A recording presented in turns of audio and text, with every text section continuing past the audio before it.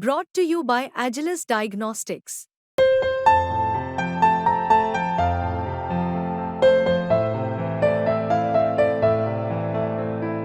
Agilus Diagnostics.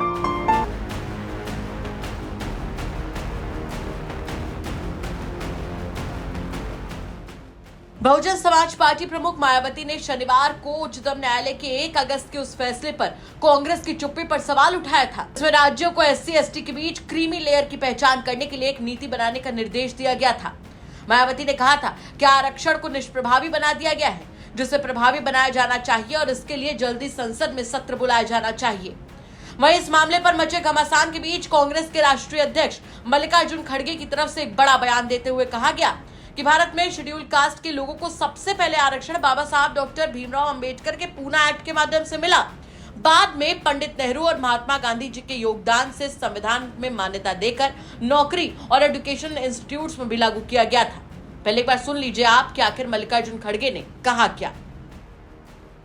देखिए, पिछले दिनों सुप्रीम कोर्ट के 7 जजेस ने जो फैसला दिया है, जिसमें उन्होंने SC/ST वर्ग के लोगों को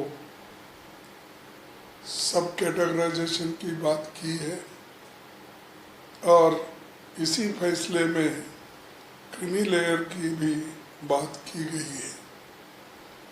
भारत में SC समुदाय के लोगों के लिए आरक्षण बाबा साहब अम्बेडकर के पुनः पैक्ट के माध्यम से मिला था। बाद में पंडित जवाहरलाल नेहरू जी, महात्मा गांधी जी, इन्होंने वो जो रिजर्वेशन पॉलिसी है कि जिसको पुनः पैक्ट में मान्यता दी थी, वो कंटिन्यू किया गया। तरीके अलग अलग होंगे, लेकिन उसको कंटिन्यू किया गया और हमारे भूतपूर्व प्रधानमंत्री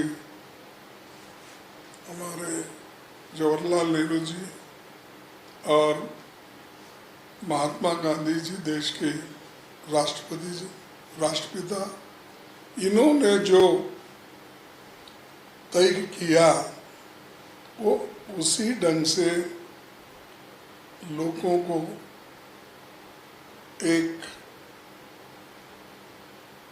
खास करके दलित लोगों को, अस्पृश्य लोगों को ये देने का ये वायदा था, वो निभा रहे थे।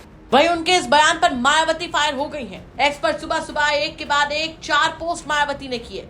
उन्होंने एक्स पर लिखा कि कल BSP की प्रेस कॉन्फ्रेंस के बाद कांग्रेस पार्टी के राष्ट्रीय अध्यक्ष के दिए गए बयान की जानकारी मिली, जिससे ST/SC के समक्ष कांग्रेस पार्टी के बयान में बाबा साहब डॉक्टर भीमराव अंबेडकर को नहीं बल्कि पंडित नेहरू व गांधी जी को आरक्षण का श्रेय दिया गया, जिसमें रत्ती भर भी सच्चाई नहीं है।